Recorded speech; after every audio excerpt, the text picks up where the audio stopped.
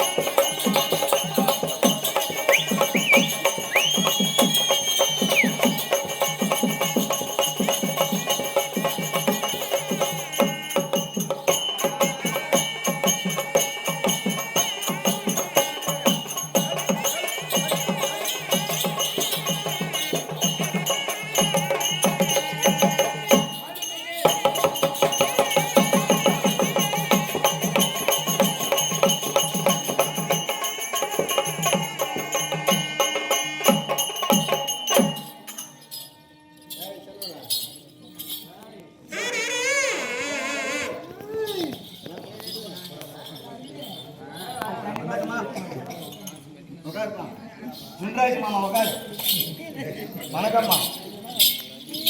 வணக்கம் தனக்கடி இருக்கட்டும். வந்தடி பாதத்தை பணிந்தபடியால் வையகத்தில் கீர்த்தி பெற்று அவனையில் இருக்கும்படியானே ஆன்றோர் சான்றோர் பாமர மக்கள் எல்லாம் உன்னை போற்ற உன்னை புகழே நம் ரட்சிக்கும் கலைத்தாய் கிருபையால் சுகமிட்டு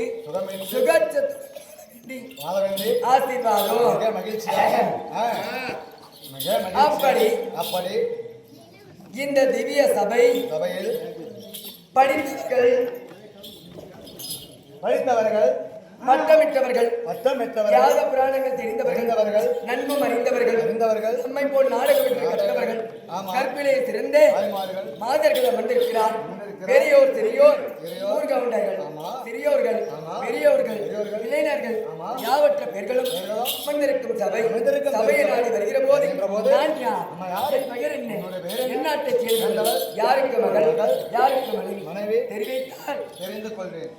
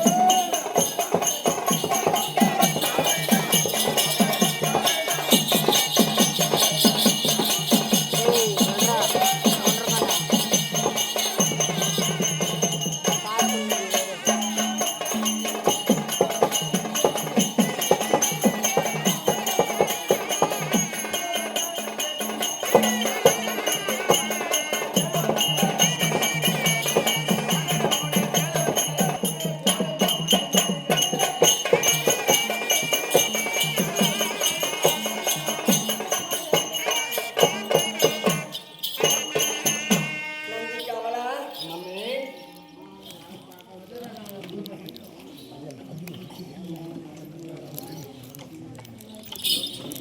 இந்த சமய நாடு அது நான் வருகிற போது கவர்னர் ஆப்பிரிக்கா இப்படி எல்லாம் தூங்க வச்சிட்டு இருந்தேன்.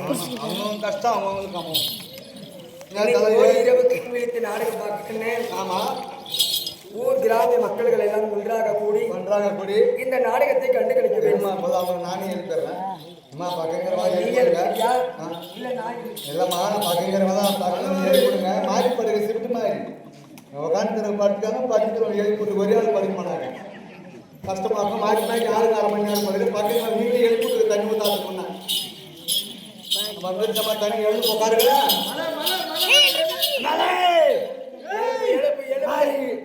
இந்த பையனுக்கு ஒரு போர் போட்டுக்கிறோம்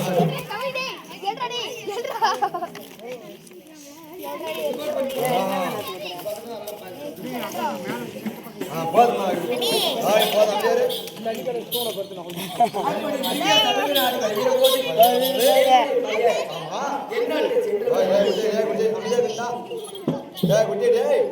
என்னால இழப்பந்தான் காக்கா குருவாட்ட பேசிட்டு இருக்கா பருவத ராஜனுக்கு யோசனை பண்ணிக்கிறா பருவத ராஜனுக்கு நான் மகளாக பிறந்தபடியால் என்னுடைய பெயராகப்பட்டது பார்வதா